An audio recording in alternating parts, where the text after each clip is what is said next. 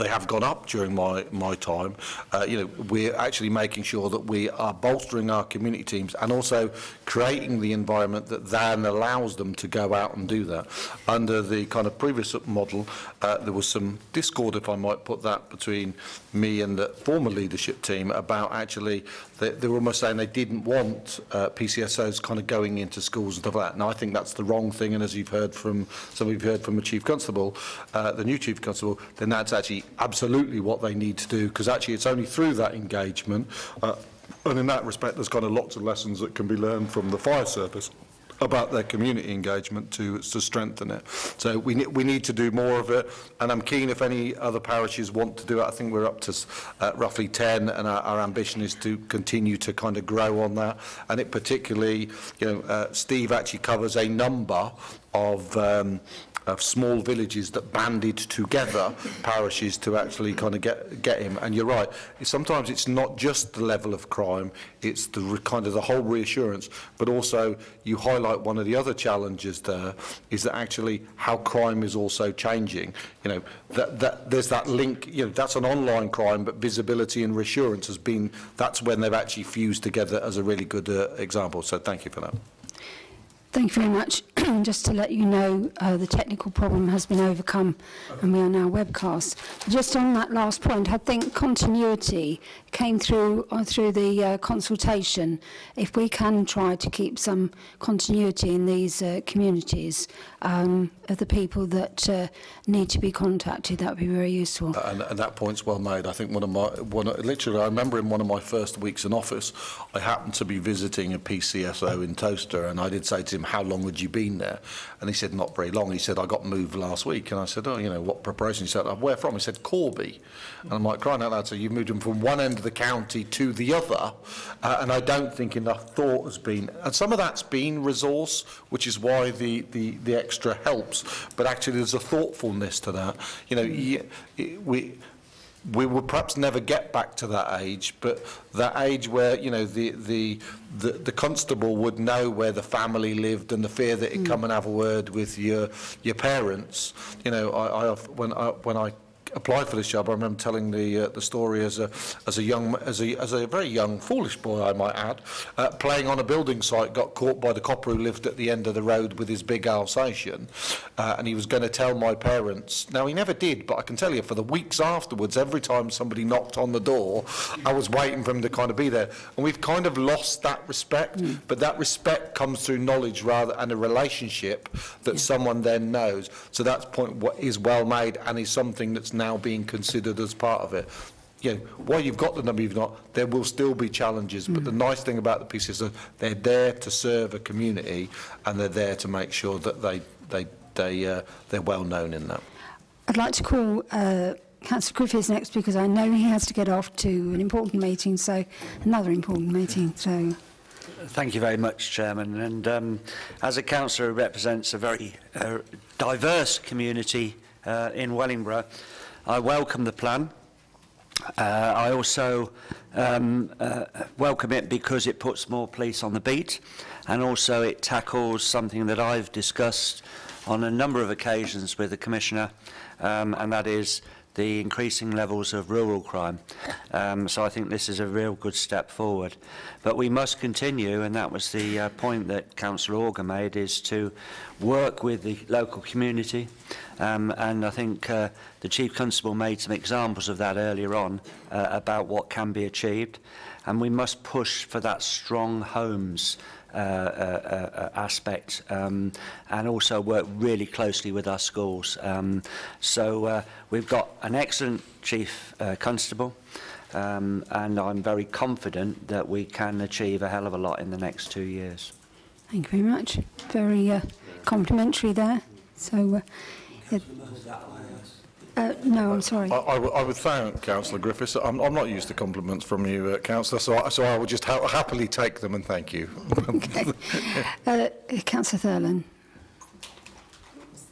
I'll give you a compliment, Stephen. I'm probably not expecting it, but yeah. I think we've already seen and felt the benefit of Nick Adderley on the ground, and also at Kettering we do continue to see the benefit of investing in our PCSOs. What Councillor Griffiths was saying about working with our schools and that, but I also do think that working with our local councillors, because they know what's going on, we've got a good rapport with our sergeant and our PCSOs and our neighbourhood watch team. Just going on to the visibility of policing, I brought this up on Monday with Scott Little. And getting the information, I get all the notifications of crime and that, and when you're on holiday it's quite scary. You know, when you're thousands of miles away and you see 10 crimes taking place in the early hours. My wonder is how many police cars are stuck in a car park overnight because there's not enough people to drive them, and how many police officers and cars do we have going around areas during the evening and overnight so that they can see? Because if somebody's out at 3 or 4 o'clock in the morning, I would expect them to be at least watched, if not stopped, to find out what's going on. Thank you, Stephen. There's two pieces in there. Thank you for the comments on the chief. I think that the first one I would kind of say, particularly in in respect of some of the rural kind of conversations we've been having, and one of the things is I don't think operating models have been as effective at making sure that you've kind of got that local ownership and accountability. And one of the things that Chief is looking at as part of, and there's a review going on, so I don't want anyone to kind of presuppose it, but actually, you know, probably one of the most successful periods in Northamptonshire's police's history was when it operated on a BCU basis, which is the basic command unit, which basically means it kind of split the county into two parts, where actually there was very specific officers that kind of own an area, and that's something that we're reviewing right now. I don't want to presuppose it's going to go that way, but I think as part of his piece that making sure that that we're not passing people from pillar to post, that actually you know who is owning your crime and you've got a single point of contact is kind of an important part of it.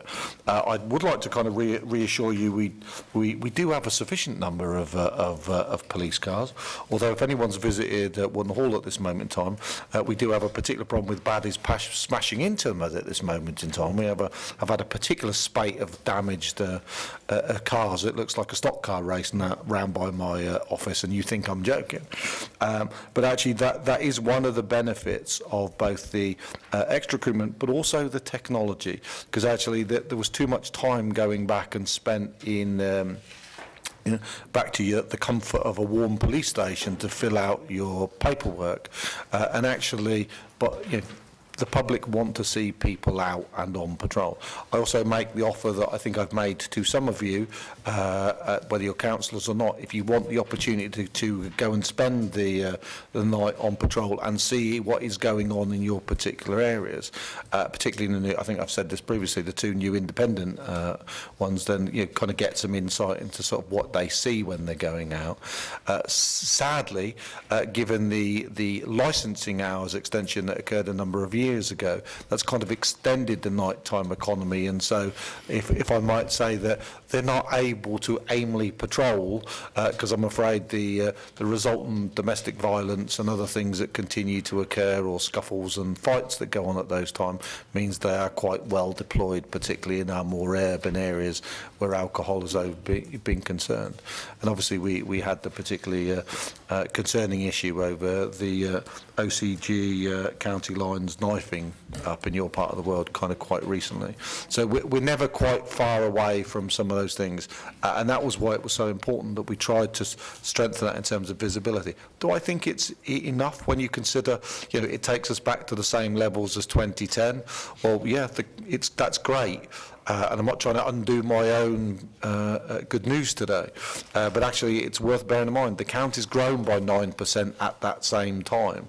So actually, you know, and that probably means it's 11 or 12% by the time we actually get them trained and or all on the street. So it just gives you some of the idea of some of the challenges. But it goes back to Councillor Auger's point. It's actually only through partnership that we can actually solve some of these problems. Some of the things around a combined domestic violence strategy, actually working to make sure that we're intervening in these young kids' lives earlier. I was over in Kettering School looking at some of the partnership work that was kind of going on, and actually a PCSO taking a class and talking about the risk of getting involved in a gang, and actually also some of the work that we're trying to do to make sure that school exclusions. Some have come and seen the soft serve programme that we managed to get 625,000 from national government to support that, and we were the first county in the country to roll that outside of Scotland, which is the kind of the gangs programme. Some might have seen it covered in the Times, and if some of you want invitations to the next one, which I think is in September, we can arrange that. But also, as is typical, the government only has given us enough money for some like 16 months. So actually we found the money to extend it for another year to make sure that we can make sure that it works. And obviously it's kind of the Glasgow model, and it's delivered here, Northamptonised, if I might put it that way. Thank you very much. Councillor Gonzalez-Savage. Thank you, Madam Chairman. A couple of points. Sorry. Oh, sorry, I didn't see you. Okay, I'll give way. Did you think were you first, or? I don't think I'm first. I just wanted to register my interest. No, that's okay. No, that's okay. You carry on. Thank you. A couple of points, and one excellent news in terms of the press release that's come out today, and I think that we should be looking forward to the same sort of coverage for fire and rescue. Look forward to the day that we receive a great notification of more full-time officers and retained, but more full-time officers being recruited to the service. I think obviously we need to plan ahead. I know that Darren, as Chief Fire Officer, is doing just that, but it's really critical to ensure that we backfill where whole-time staff are retiring or due to retire in the next year or so. We need to obviously have a clear-cut plan on that. I'm sure that's in the I'm not wishing to interrupt you, but I'm sure we'll talk to that when we get. Don't ruin my stuff for the fire and rescue plan, please. I shan't. IRMP coming up, I'm sure. The other is that in terms of page 26, I think this is really important, the public service collaboration. I certainly have always pushed for greater collaboration with the public services, and that's all public pound services in our county and in our country.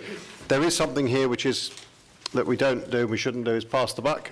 When there's a problem at the end of the day, we should try and deal with it rather than just pass it to another agency or another authority who has the same issues then to deal with, and effectively it just creates a second bill or a third bill.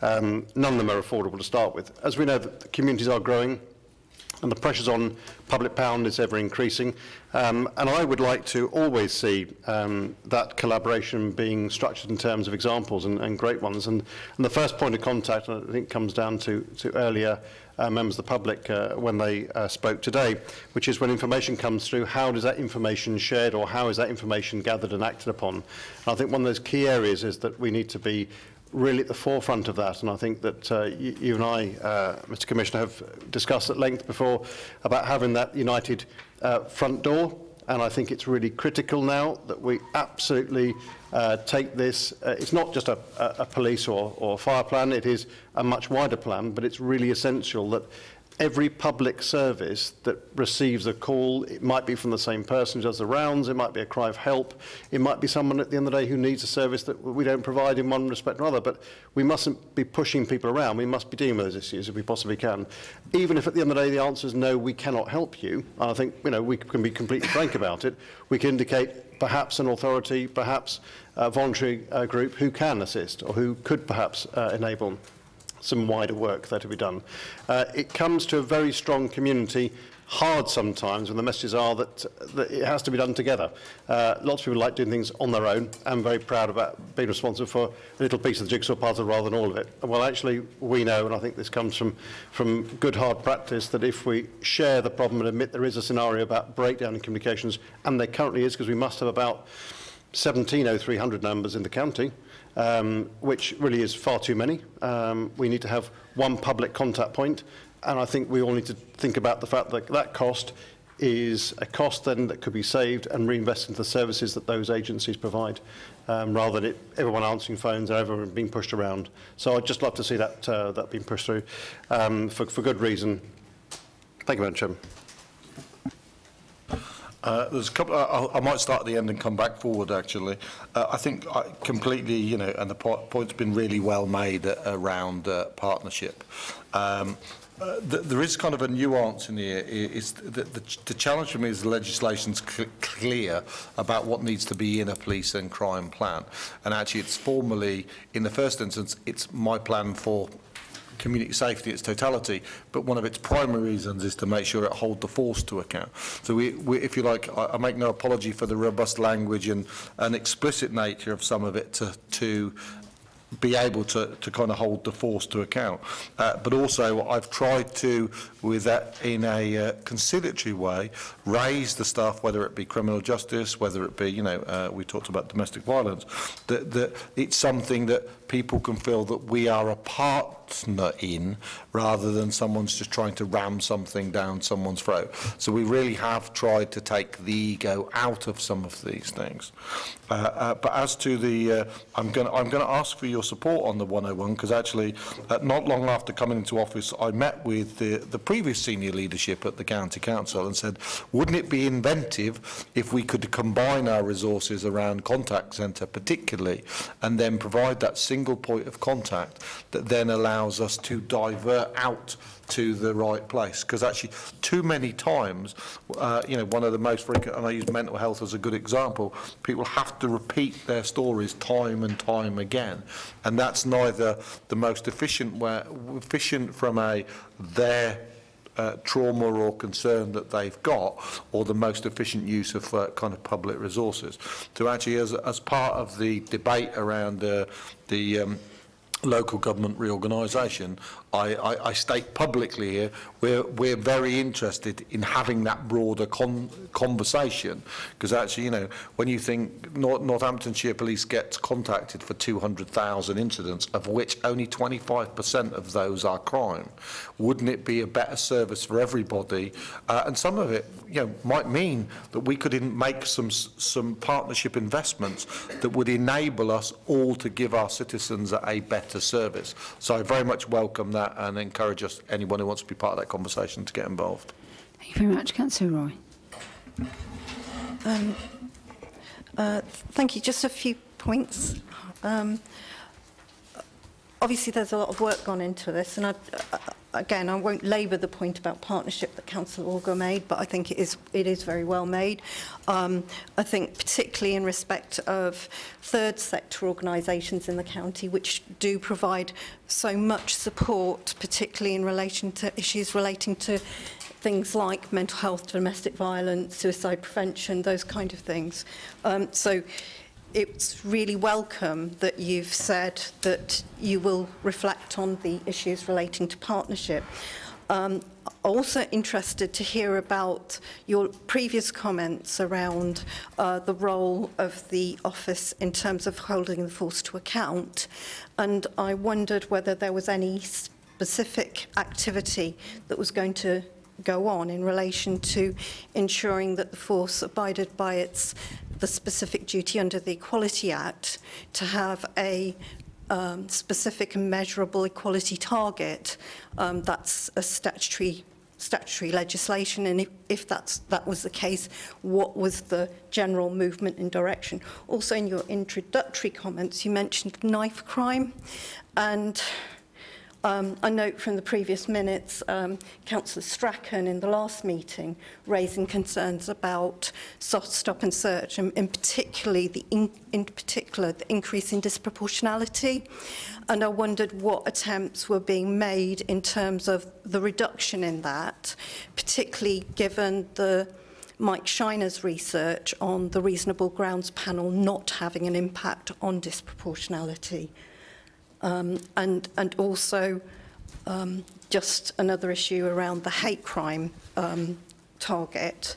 You talk about revising the community remedy, and I just wonder how feasible that is and how effective and objective it is, particularly in the recent startling drop in hate crime reporting?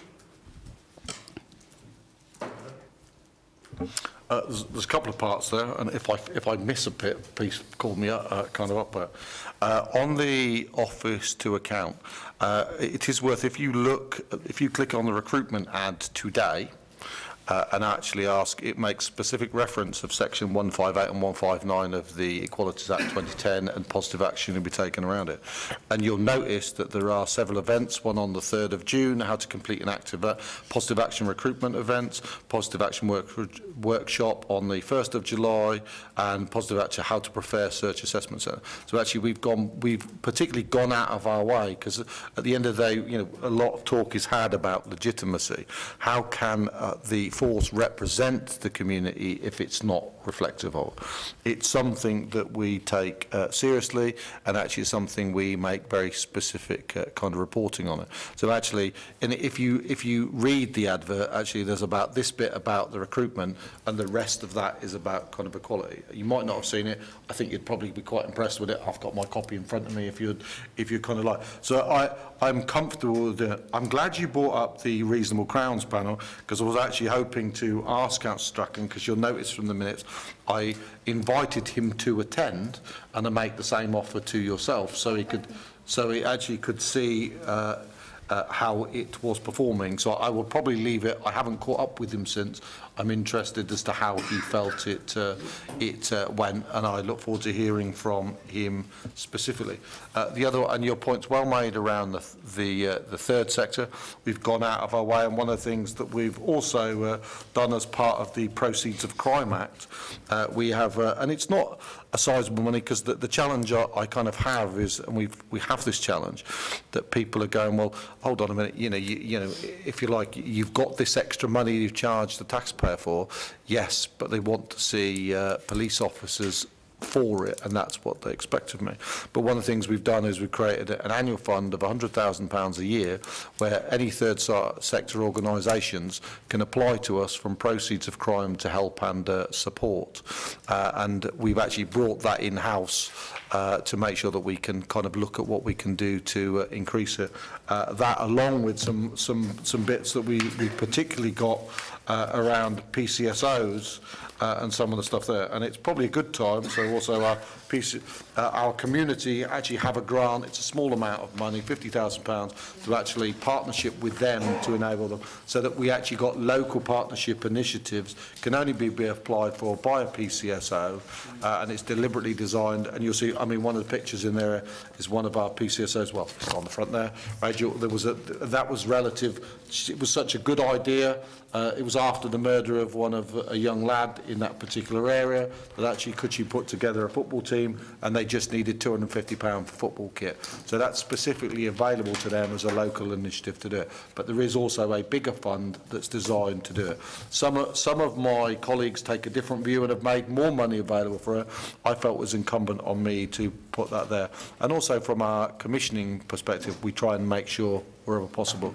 And a good example of that is on our crime in our custody. We've commissioned NHFT, so actually rather than it go to a private sector organisation, any money goes back into the NHS. So we're trying to create, if you like, virtuous and responsible procurement and divestiture of money. And the other one, I think from yourself or from Winster, we made the point around hate crime. We actually also, as part of something that will be coming out next week, are making it even easier to report, because I take your point. There is a concern that people, if they do not feel that something is being done about it, are not actually kind of reporting. And I would welcome working with you to how we can actually quantify whether that's the case, because I kind of get lots of anecdotal, but I haven't got things. So if I may, I make that challenge that we'll have a conversation outside of here to discuss. Thank you. Yeah, okay. Just, you asked me to come back, and so I'm just saying, just on the issue relating to the specific and measurable objective, that is the requirement, that it is a specific and measurable objective. It's not about doing good work on equality, which I'm sure you do. it is about having that specific and measurable objective. And just to tie it in with one of my other points, committing to a reduction in disproportionality on stop and search would be achieving a goal in terms of evidencing your better community relations, as well as fulfilling your statutory requirement to have a specific and measurable objective. Not that I kind of want to have it out here, but let's have the kind of debate. The challenge I have is fundamentally, from an operational point of view, the Chief Constable has operational independence. As you know, as you've met with, I don't know if you met with the new one, the previous one on a number of occasions. The law is very clear that I don't have the right to tell him what to do. I get to kind of hold him to account.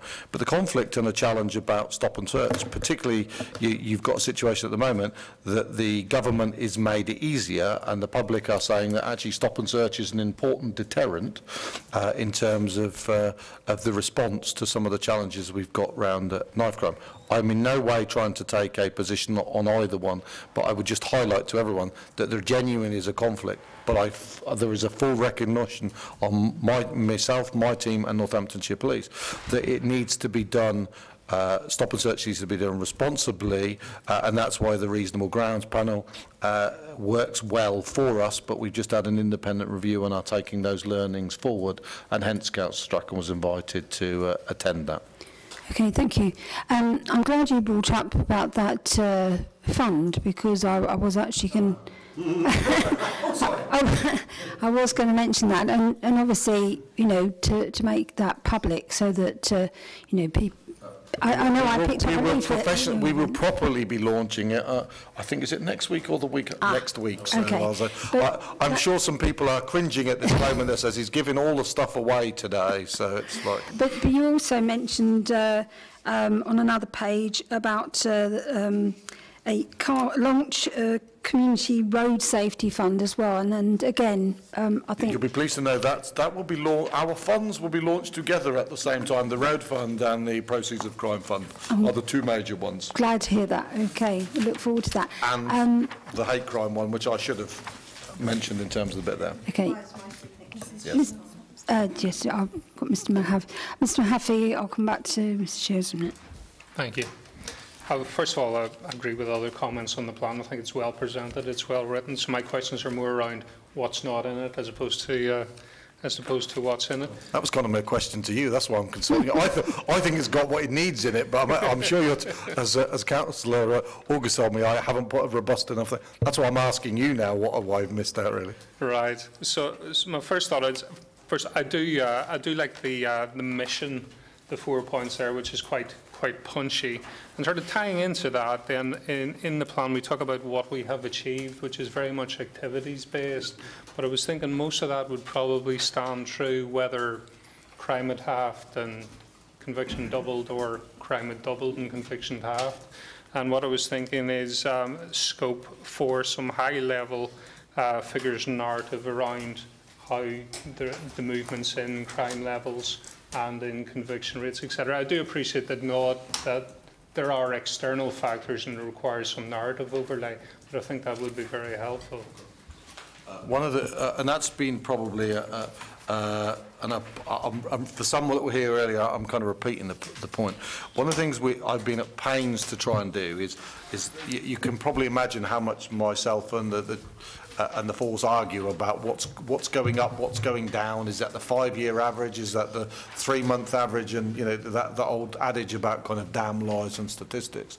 So one of the things myself and the Chief have been very keen to do is to create a performance pack with a detailed set of metrics that sit behind the plan, so we can all judge to say, are we being successful? And that needs to take both into account my strategic plan and his operational delivery. We now have a blueprint for that we're also going to both load in terms of metrics using very sophisticated spreadsheets, and that's something I intend to bring here and we will publish, so you can genuinely see whether we're in a quantitative way. You're right. Are we getting better or worse in different things? You know, keeping the young safe what does that mean? How do we kind of turn that? And so there are a number of measures that we've kind of built up. And actually, I will take the action away. We should be able to, anyway, at the next one, bring a draft, if you like, populate it with some data so people can kind of see. And I'm happy to be influenced. But like I said, there's been, and I mean a lot of debate and work to get to this particular point. And one of the nice things is it will then be loaded up onto our kind of our information portal. Everyone in the force has access to that, so people know what is good and bad. Because I think that's been one of the challenges for Northamptonshire Police, is stuff getting better? And I would kind of liken it like this. I think sometimes over the year it's kind of like taking a torch into a darkened room, and when the light is put over, the focus is really good, but then you can't see what's going on in the other part.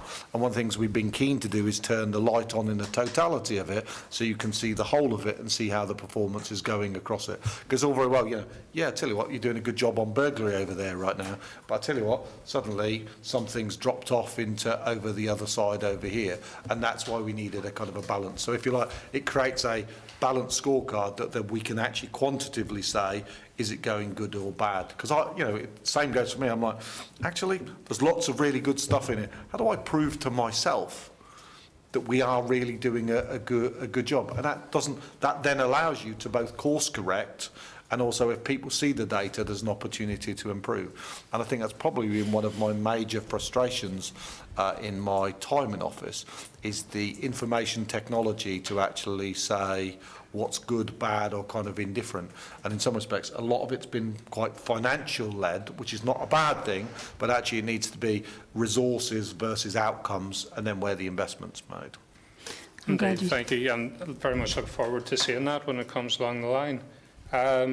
Second thing was around financial resources. So I was having a look at the Police Reform and Social Responsibility Act 2011, and mentions a few things which should be within the plan, and it does mention the financial and other resources to be provided to the police.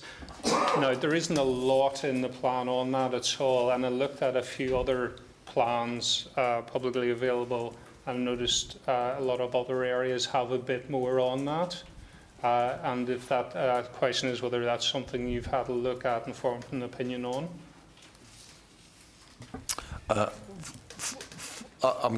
know Helen's going to. Are you going to run over here in a minute, or talk? But I suppose the first and most important thing for us is we kind of know, for those that were kind of here earlier, we're very I say comfortable, we have a clear understanding of what the next few years' finances look like. That is both, and that's as a consequence of some very prudent planning, and also some kind of certainty with some of the decisions that we've made. However, we were going into this year knowing that we had a CSR that was supposed to bear fruition, that was supposed to impact next year's budget. That's now starting to look like that will kind of be a holding pattern. So this was very much is a longer term than the finances, and in some respects we then addressed that as part of the annual piece. But I kind of take your point, and I don't know if you've got anything you want to add to that, Alan. Oops, sorry. I think it's a good point, and I think we could actually build something in for it, and I'm very happy to. I've seen them elsewhere where they do, so now we have the Chief Constable's investment plans as well. I think it would be perfect timing to put something in. Thank you. And my final point is just linking back to the minutes when we talked about the clear outcomes in return for the additional contributions. Is that intended to come across in this plan, or is that to be tackled elsewhere?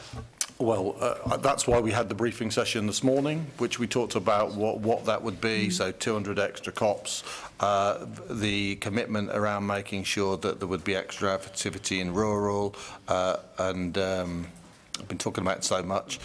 Burglary, thank you, was one of the clear ones there. Was actually, if you are, it's a commitment we've not been able to make that says, if you are a victim of burglary in this county, there has been and quite frankly across the country, where people have been given crime numbers. We do not feel that's acceptable. So the commitment we've made this morning is that if you're a victim of burglary, there will be a visit from policing. So actually it's that's extra police officers on the front line, and the performance pack I think will help you with that. So if you like, as a consequence of it this morning, we've said how we will be spending that extra £3 million. And the Chief also talked about some of the stuff he's doing. And we're happy to, as we work up, he's got a review going on about how we will align the resources and the force against the plan that it will do over the next couple of months, such as the basic command unit. Okay, thank you. Thank you, Chair. Mrs. Shields. Yes, Stephen, I would like to take from the point that you have mentioned, because it's very much under the enabling transformation change, page 22, ensure value for money. Now, I saw letters of Nick, which he emphasized that he would really like to have key performance indicator for measuring the performance of the force. And of course, you concur that in this comment, he holds the force to account for the use of money that is delegated to them, ensuring that the service is the most efficient and effective it can be, including measuring performance against a set of agreed outcomes. Now, your agreed outcome would be your plan, your action plan. And as I have said right from the beginning when I was enrolling for this position, benchmarking and key performance indicators should always be set against your outcome, what your plan effectively, and agree with obviously Nick. Now, have you already indicated what are those key performance indicators? And in future, will you be able then to give us a list of those standardized key performance indicators on a monthly basis so that we can see an improvement on those targeted? Thank you. There's a couple of parts to that. I'm asking you to. I will not be giving you, let's be clear, on a monthly basis those performance metrics. The role of the panel is to hold me to account in how I hold the Chief to account. So I will be demonstrating that I'm doing that through the performance pack that I provide you on a kind of regular meetings basis. I'm kind of anxious, and I know it's not quite what you're saying, but I'm anxious that we don't revisit, if you like. The Police and Crime Panel is not the police authority. It's there to hold me to account, to ensure that I'm holding the force to account. And I need to demonstrate that what I'm doing is, rather than you ask them directly. And that's partly why we kind of had the bit this morning, and we intend to do that on an annual basis, that there's an opportunity to kind of question the Chief Constable directly. But actually the performance pack that you see, I will then give, sometimes it's not as simple to say something going up or down. So we've got things against, most similar force or groupings and stuff like that. So I think it's probably better if I arrange for the presentation when we've got the performance pack next time. I know it's a bit hard when I'm kind of talking about it kind of in the ethereal sense, but essentially it's not a single couple of indicators. There are literally several hundred indicators that go in to do it, and some of them are quite rightly also outside of policing control. So there's some conversation that are kind of going on both with the NHS but also the county to make sure that we can get access to those indicators to do them, because as Richard also quite rightly pointed out, some of these are actually on a kind of a partnership basis. Yeah, and I use perhaps an extreme example. How can I hold the Chief to account? We've got a prison that's going to be built here in I think it's 2 years' time. It'll be live, kind of in Wellingborough. Now, actually, if the through the gate performance, and it's going to be a category C with a resettlement. And what that means is, so anyone who's been in prison around the country will come and be relocated here. If they do not do their reducing reoffending strategy in conjunction with us properly, that'll be rude. It doesn't matter what the Chief's doing, burglary and or kind of other crimes and or going up. So it actually has to be contextual. But like I said, we're kind of having an ethereal discussion without me showing you. I genuinely think you'll all be quite impressed with what we've come up with. An awful lot of work's gone into that, and I'm sure you know, you might have some very healthy suggestions, and we'll take those away. But we'll share that next time. Okay, thank you. I'm not finished. I would like to ask you another question. This is very much the victim at the heart of justice. Now, you say that you've invested, is not much money, but still, 15,000 with partner to enable rent deposit to be paid for offenders so they can get access private rented accommodation. Now, I think it's an excellent idea. But my question to you is this: how often do you check, or do you make some check on those private property, as it can be wide open for exploitation on the tenant? Thank you. You would be surprised to know that I don't personally check them, and I'm backed up by a fantastic team. And since Paul runs it, I'm going to hand the question over him because he'll give you a lot more detail than I'm going to. Okay, so it's £15,000 that we put in, and it's working with the National Probation Service and the Community Rehabilitation Company, the private bit of probation. They work with a company called NACRO, who are a national organisation who provide a variety of services, including housing support and houses in some places. One of the things that we found was that a number of offenders, because they often do not have, they may not come up very high on a social housing list, because often they're single men, and therefore they come further down the list than you know, woman with family, etc. So they don't qualify for social housing. So how can we expect them to not offend again if they haven't got a stable place to live? So that's where it came from as an idea, really, is finding ways to get them into private rental accommodation as a rent deposit scheme, because often they don't have the 600 quid or whatever you need, month and a half rent up front to enable them to get into those private rental schemes. NACRO run it for us. NACRO do the checks on the housing. NACRO work with the landlord. We, on a quarterly basis, alongside our colleagues at the National Probation Service and CRC, have effectively a contract meeting with NACRO to ensure that the scheme's progressing well, the next one of which, in fact, is in about 3 weeks' time. Yes, I understood that very clearly. My question, you still haven't answered my question. How often, in this case, NACRO do the checking? I'm saying this because in the past, I have been involved very much with housing, in Luton particularly, in private accommodation.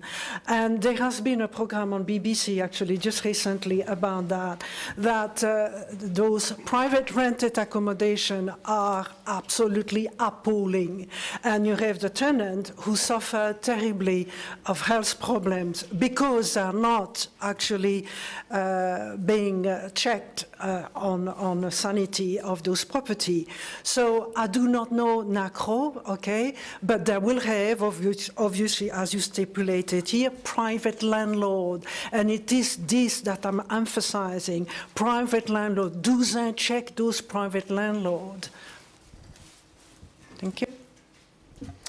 I can't give you an answer as to how often they do it. Right here and right now, they do go in and check that the accommodation is suitable.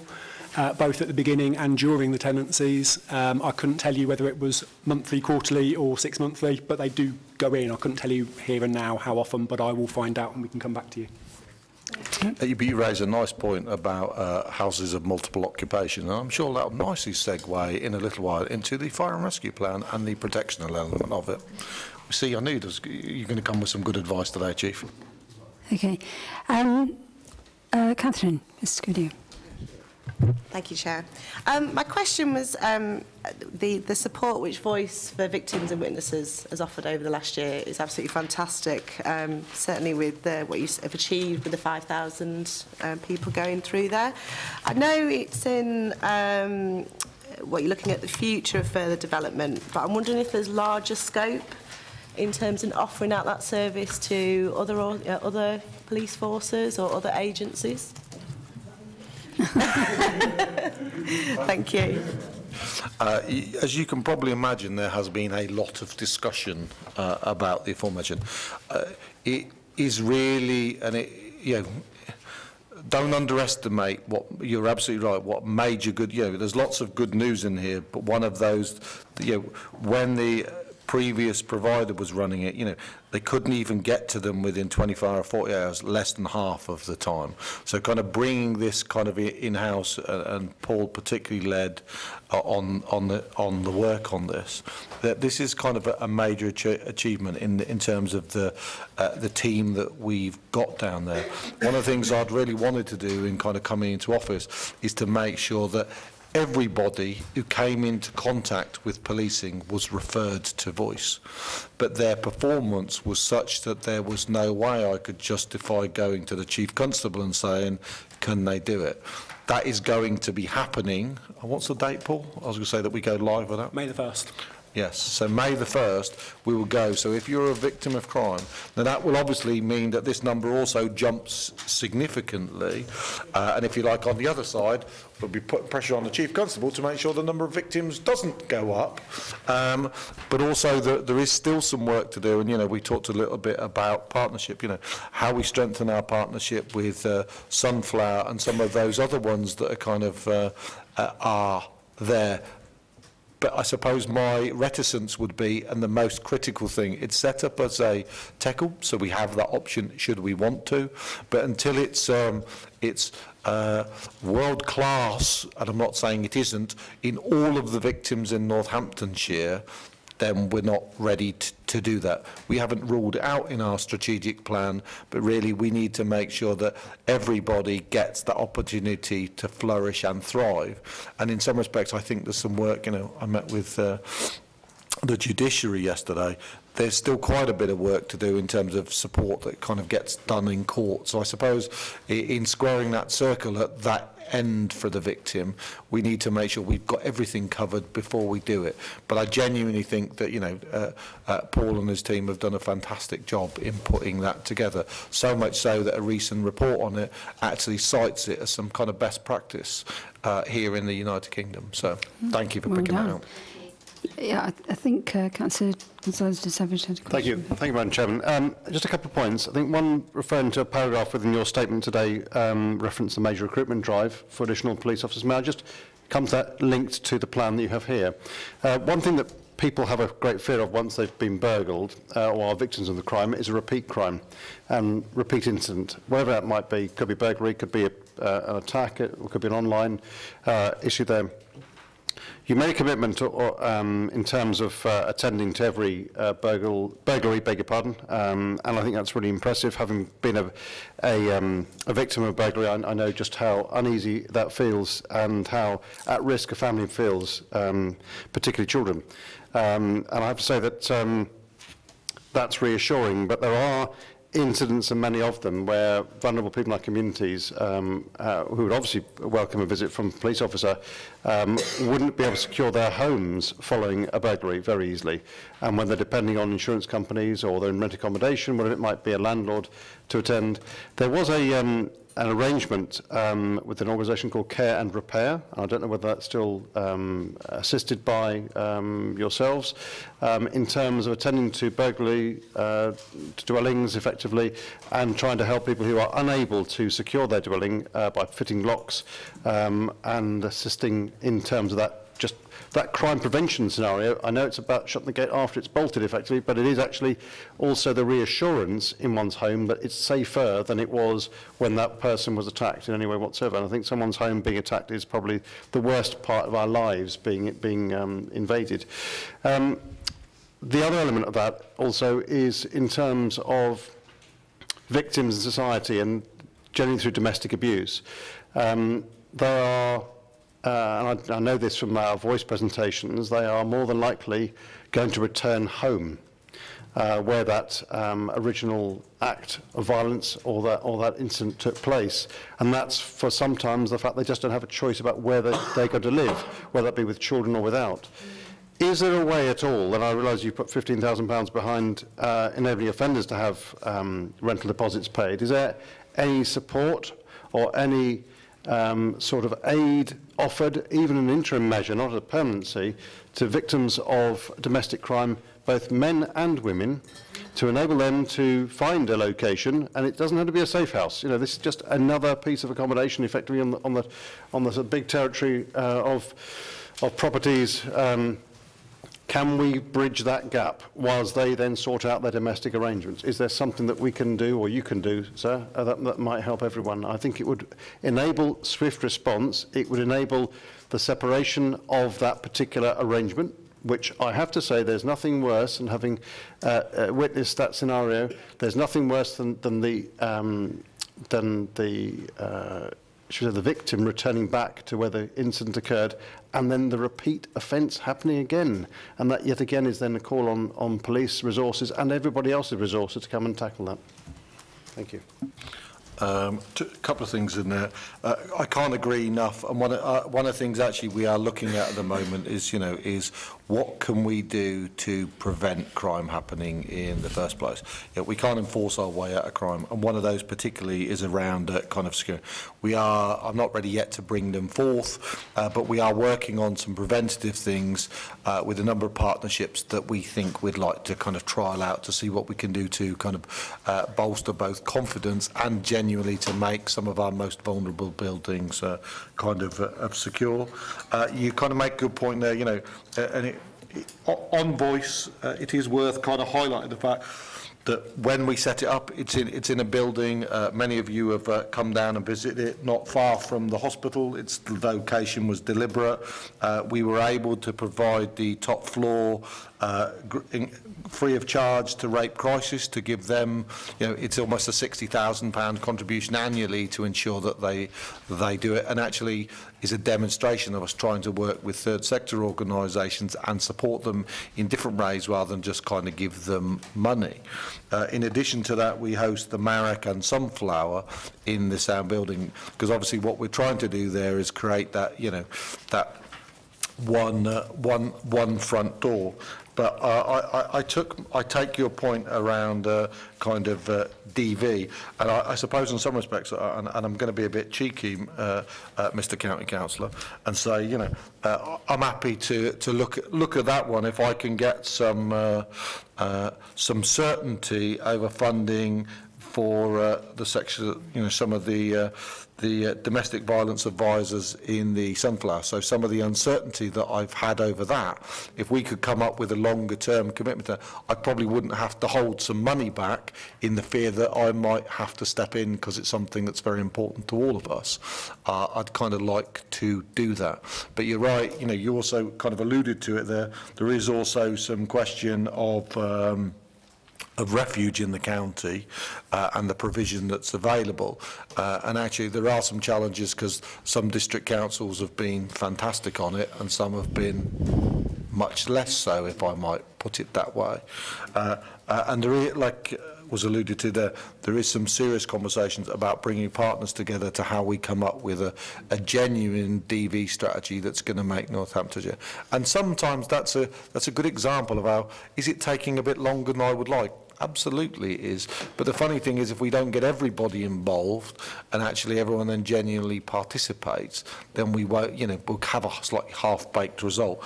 But I would be very interested in kind of discussing, both with the districts and the authorities, how we put our domestic violence advisors in Sunflower on a more sustainable footing going forward. And that would probably free me up some money to propose something like that. And I would be very keen to support that. But I'm probably having to hold on to some money because of the uncertainty about other areas of funding. Okay, now I'll just take a couple of questions more on this, because obviously Darren's been sitting there very patiently in the fire. I think Richard, just quickly with... Yeah, it's just a really quick one on PCSOs. I understand the monies that are available for parishes and other local authorities to pay for them. But when you look at the benefit they bring to the accessible and visibility agenda, community safety, community cohesion, the fact that they're less likely to be abstracted, the training is less, so they're up and running quicker. Was it a binary choice between 100 cops and no PSSOs? I'm just wondering why we didn't budget for, bearing in mind their unique role in our neighbourhood policing policies. Nice easy one there, Richard. You always throw them my way. To be honest, it was a very difficult position because actually it's very much in terms of, and there is a key line around the additionality, and it's a continual discussion between me and the chief about how many of the cops are going into neighbourhoods. Because actually, you know, as someone who's done an excellent job in neighbourhoods yourself, you know, that continuity and respect is kind of pretty critical. It was really a kind of binary choice, if I'm honest, and that, you know, and you and I probably know that as you say, you've just outlaid them there, the fact that they can't be easily pulled away, and also some of those. But actually, at this moment in time, with the funding available, we felt that the first port of call needed to be to bolster our frontline police constables. It is something I would be keen to look at in the future, and that's why the sponsor PCSO is working well, and in some respects it kind of works even better, because in some respects it doubly ties them to that community that they're kind of going on to serve, because actually, you know, without being rude, they are extra, and actually they're there to serve that community, and that community is paying for them. And I don't want to get into some, you know, some have a problem with that, and had I got lots more money, I would rather not charge everyone for them, but it's one of those uncomfortable compromises I end up having to make as a kind of a politician. But what it does mean is some of those communities, and it has tended to be some of the communities that have got the lowest risk that they've ended up, and our other ones have tended to stay in our communities. And I particularly commend Kettering, who continues as a council to sponsor a number themselves as part of our kind of partnership. You know, should I get a much better cut of that cake, if you like, it would open up some options for us. Okay. Last question, Mrs. Stewart. I would like to pick it up from the comment that you've made earlier on, because we both attended to that at Warwick House. You say that you've won 250,000 to invest in program to help support women offender, and you've made a second good law social enterprise, which I think is really great. Could this kind of idea also be implemented for this type of women? Because at the end of the day, these women who have been attacked, or men for that matter, perhaps they haven't had an education background, or they haven't had an opportunity, and this kind of exercise that you're giving them for a different support, this is aiming for women offender. But I think this kind of idea will particularly work very well for this kind of group of people.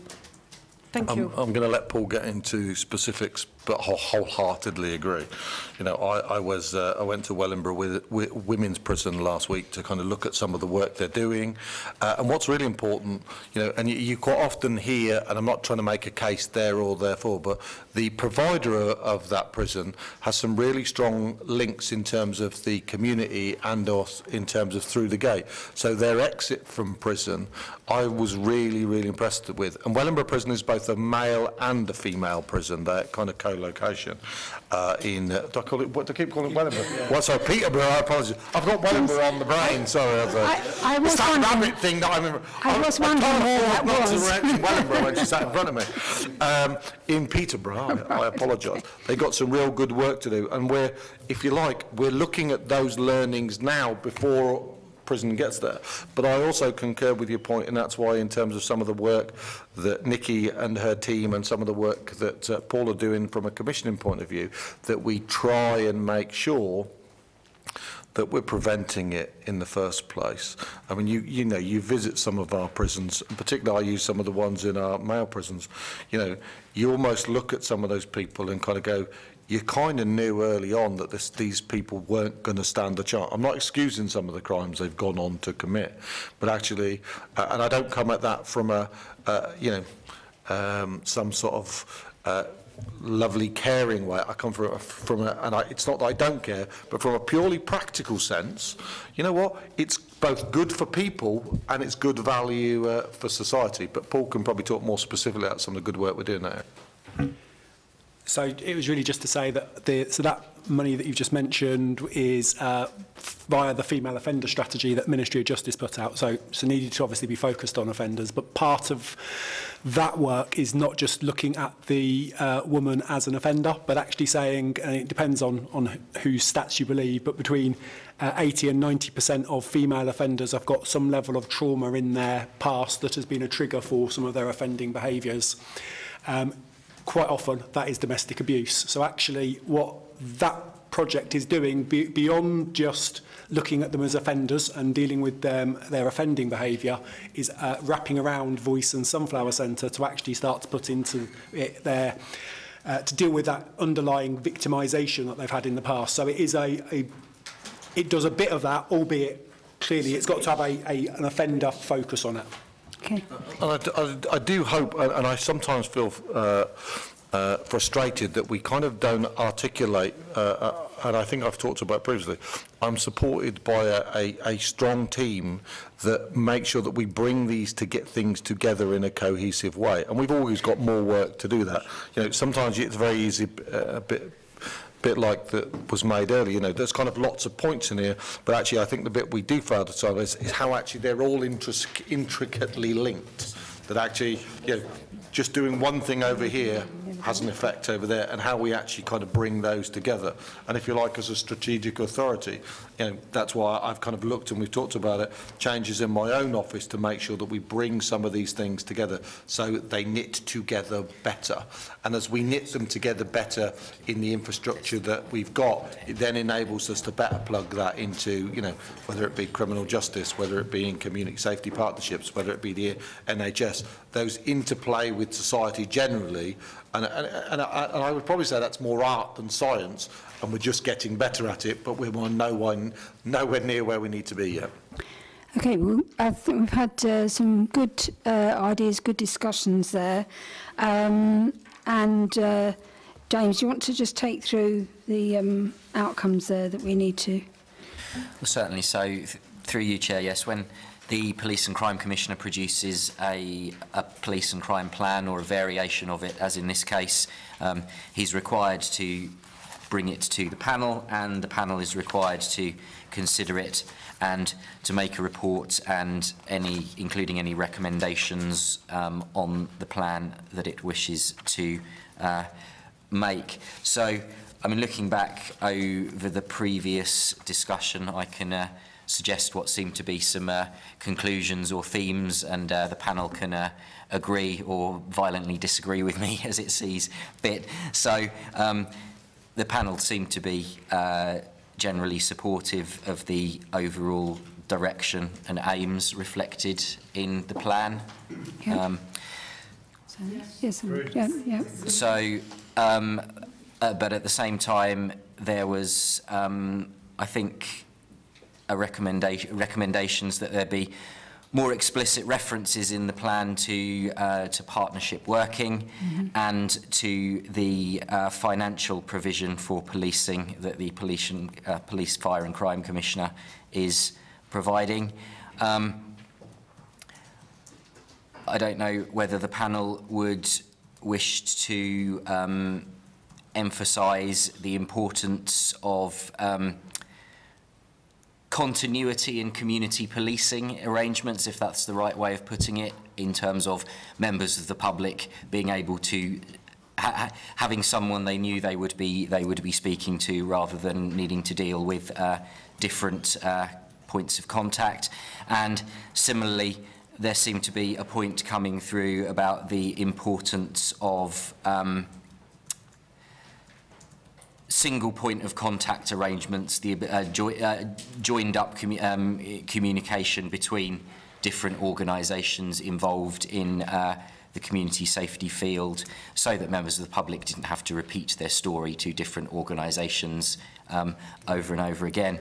So, James, that first point is a really an operational matter. It'd be very difficult, you know, with police officers that want promotion, to compel them to remain. I know you can have some broad brush policies operational. I'm not too sure whether we could impose that on people that Well, I was going to say, even as Commissioner, I can't, and it's a central tenet of the Police Reform and Act, is that the Chief Constable has operation independent. Whether I think I'd put this probably the bit that you're looking for, if I might be so bold, is that we should be minded to make sure that we recognise the connection that I'm not saying long-serving, but a kind of I'm trying to think the right word.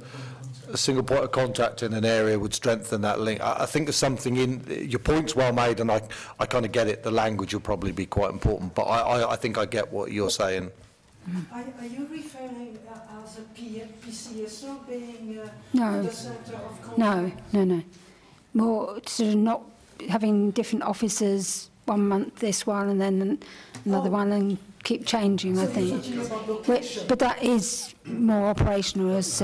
shift-based work, yeah, it's an operational thing, really. But, the team, if you could probably send it around a team rather than an individual, that might be more. Yeah, I think, Chair, I made it sound more specific and more operational than I was intending.